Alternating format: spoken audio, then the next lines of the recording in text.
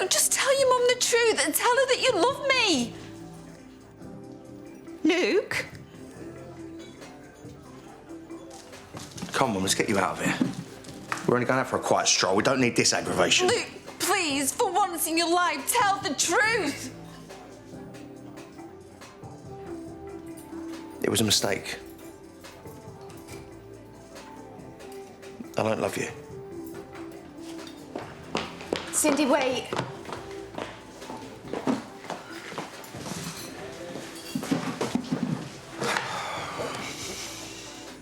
Now, aren't you glad you're rid of her?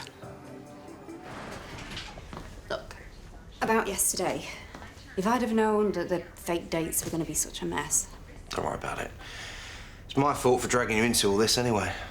Making Mum think that we were together. It's the latest in a long line of terrible decisions. Are you talking about calling things off with Cindy? It never really feels over, does it, until you see him with someone else? I know yesterday with Shaq was just for show, but what happens when she does start dating other people? And I've got to see her looking at them like she used to look at me. I've been thinking about it all night. I mean, I thought I was ready to let her go, but... And now he comes to his senses. You had your chance to tell Cindy all of this yesterday, and instead you were tiptoeing around your mum. It's complicated. It's really not, Luke. You've been letting Sue push you around since the moment she came back.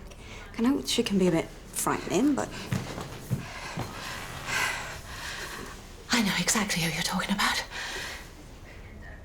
Cindy, am I right?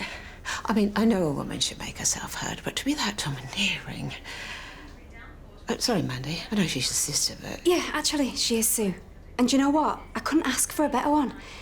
I know she can be a bit brash, but then, frankly, you are less than perfect too, occasionally.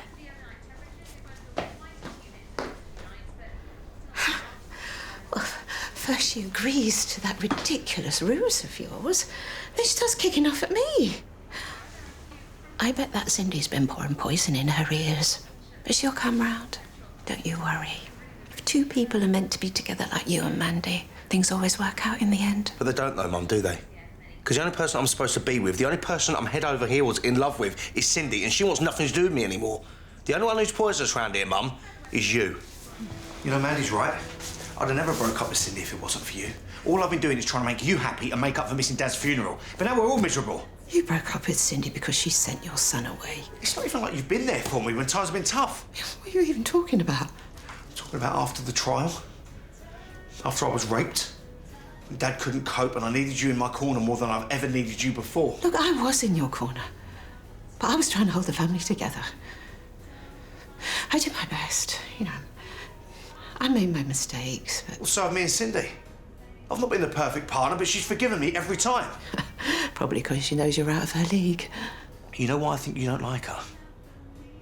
Because she stands up to you, Mum. And bullies don't like people standing up to them, do they? Who wants to come and try this bread that I've just made for the cafe? The secret is a light dusting of cornmeal for a more satisfying crunch. Do you think I'm a bully? I'll leave some on the side. You brought me into this world and I love you. But yes, recently you have been behaving like a bully. I'm sorry about that, but I am dying if you haven't noticed. So am I. But I'm dying quicker. It's not a race, Mum.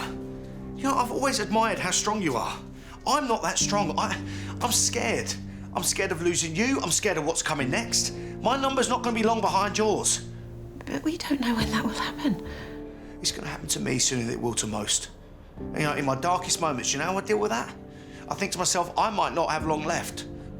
But no matter what life has taken from me, it's given me a soulmate. And some people never get that. I see. Look, Cindy knew this relationship was doomed, but she stood by me. To be with me through the darkness, just the two of us. I mean, what does that say about her, eh? What does that say about someone that you've tore into for the last few months? What does it say about me that's prepared to throw it away? I've just made the biggest mistake of my life, Mum. You know what? I don't care what you think about her. I'll never forgive myself if I don't put this right.